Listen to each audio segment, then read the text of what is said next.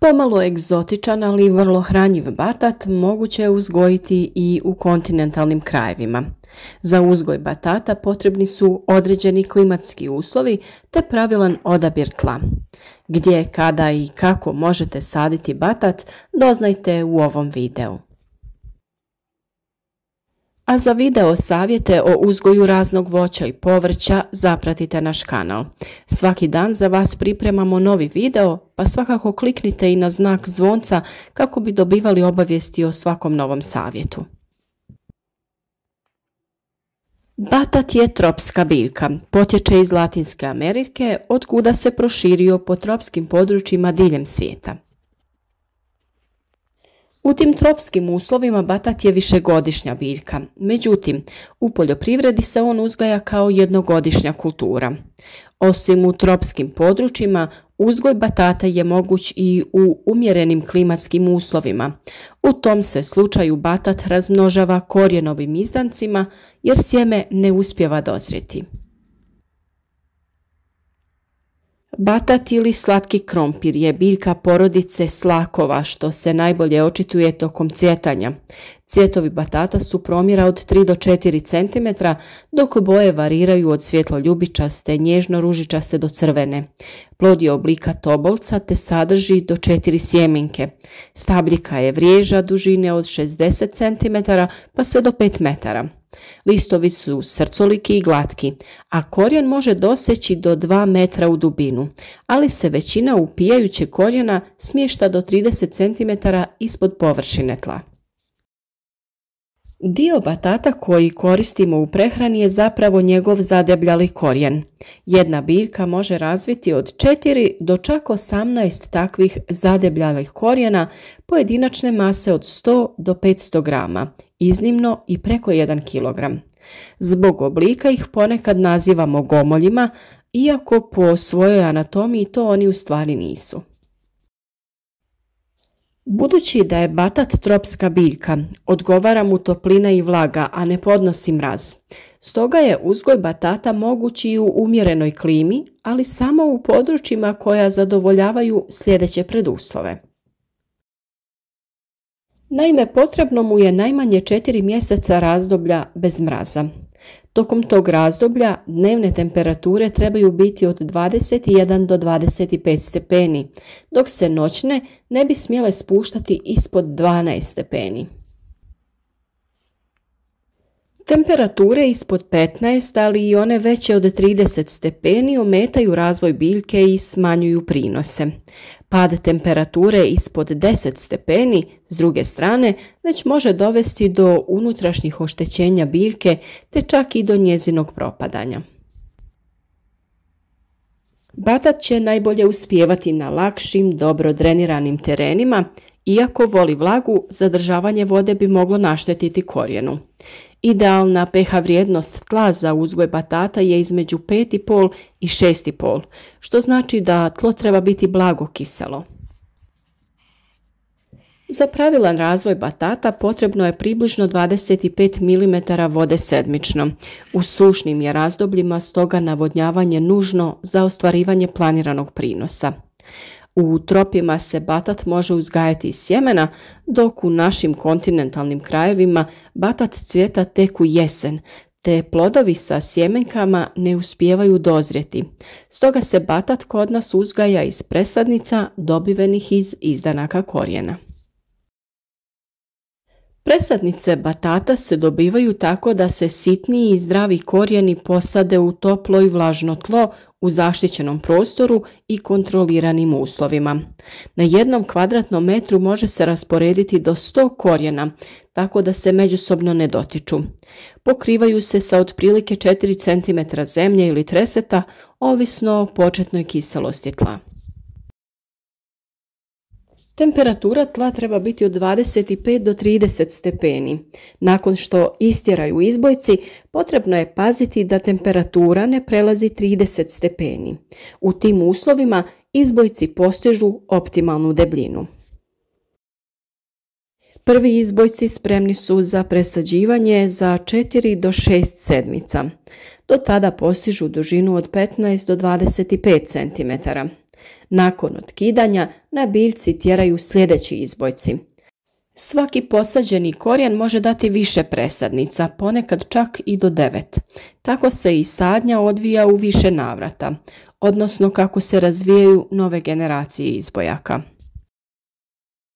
Kao što vidite kod nas, on se lako može razmnožiti i u kući. Neoštećeni i zdravi korijeni batata postavljaju se vodoravno u plitku gajbu ili neku drugu prikladnu posudu. Na dno se stavlja zemlja ili supstrat namjenski za uzgoj povrća, a korijenovi batata trebaju biti ukopani do otprilike pola. Zemlja ili supstrat se mora redovno zalijevati. Kod prvog zalijevanja koristili smo blago topao čaj od kamilice koji blagotvorno djeluje na sve usjeve. Nakon 2 do 4 sedmice počinju izbijati izbojci, mada je to kod nas bilo dosta ranije. Kada narastu do otprilike 10 cm, iščupaju se iz korijena te se stavljaju u tegle sa vodom kako bi se korijenje dodatno razvilo. Naši izboji su već razvili male korijene na krajevima, tako da su mogli odmah da se stave u zemlju. Kada razviju dovoljno jako korijenje, tada se prebacuju u posude sa zemljom, to jest supstratom za pikiranje, i redovno zalijevaju. Nakon otprilike 2 sedmice presadnice su spremne za sadnju u vrt, naravno ukoliko to vremenski uslovi dozvoljavaju. Različite sorte batata razvijaju se u različito vrijeme, zato smo mi test odradili na crvenom i narandžastom batatu. Crveni je za 7 dana imao izboje, dok je narandžasti tek nakon 20 dana krenuo sa puštanjem prvih izboja. On je inače malo teži za uzgoj, tako da sa njim treba imati strpljenja. Naše korijenje smo zalijevali sa špricom kako bi ga pomočili i potaknuli na puštanje izboja. Tako smo močili samo korijenje, ali i površinski sloj zemlje. Za početni razvoj batata vrlo je bitna visoka razina vlage, to jest da vlaga bude između 80 i 90%. Druga opcija je uzgoj presadnica batata u vodi. Zdravo korijenje batata pažljivo se opere te se postavi u posudu sa vodom, tako da bude uronjeno do pola. Možete staviti nekoliko komada u jednu zdjelu ili po jedan batat u čašu ili staklenku. Kako se korijenje ne bi pomicalo u vodi, pomognite ga čačkalicama. I u ovom slučaju trebat će vam toplina, pa posudu sa batatima postavite na osunčanu prozorsku dasku ili blizu izvora topline. Ono što je važno da znate kod uzgoja presadnica batata u vodi jeste da je potrebno vodu održavati svježom, odnosno prema potrebi je mijenjati i ne smijete koristiti hladnu vodu. Batat se na otvoreno sadi kada više ne postoji opasnost od mraza. Temperatura tla za sadnju treba biti viša od 18 stepeni. Što je temperatura viša, presadnice će se brže ukorijeniti. Ovakve temperature u kontinentalnim uslovima postižu se najčešće sredinom maja, a uz more oko sredine aprila. Batat se sadi na dubinu od 5 do 10 cm, a pritom treba nastojati da barem 2 do 3 nodija, to jest čvora, budu u tlu. Razmak između redova je uobičajeno od 1 do 1,2 metra, a u redu između biljaka od 30 do 50 cm. Neki uzgajivači preporučuju da se gredice uzdignu i prekriju crnom folijom. Ispod folije se brže postižu uslovi povoljni za rast batata, što na posljedku dovodi do boljeg prinosa. U sušnim se područjima istovremeno postavlja i sustav za navodnjavanje, tako da se može redovno zalijevati. Ako nije postavljena folija, plitka se obrada između redova primjenjuje odmah na početku uzgoja. Naime, tokom vegetacije nadzemni dijelovi biljke brzo će pokriti redove i tako onemogućiti prolaz. Korovi koji se javljaju između folija uklanjaju se ručno prije početka vegetacije. Zbog osjetljivosti korijena, upotreba pesticida nije preporučljiva. Što se tiče gnojidbe, batat će trebati manje gnojiva od drugih povrtnih kultura. Sastav i količina gnojiva se može sa sigurnošću utvrditi tek nakon analize zemljišta. Općenito se može reći da batat treba manje dušika, a više kalija, a takvu formulaciju nalazimo u gnojivu NPK omjera 7:14:21.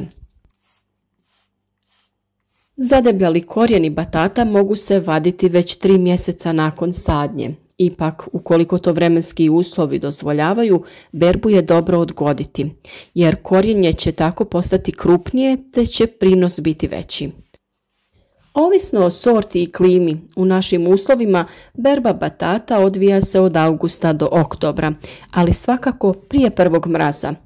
Ukoliko vas ipak iznenadi jesenski mraz, ne brinite, još ništa nije izgubljeno. Korijenje će donekle biti zaštićeno pod zemljom, pa ih samo treba čim prije povaditi.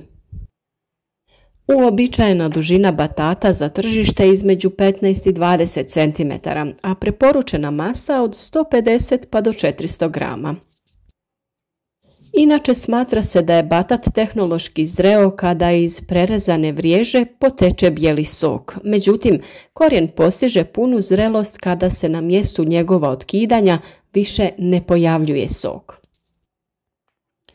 Preporuka je i da sa nekoliko dana prije berbe pokosi nadzemni dio biljke. Na taj će način korijenje koje se bere razviti čvršću pokožicu, što će smanjiti mogućnost oštećenja prilikom vađenja i skladištenja.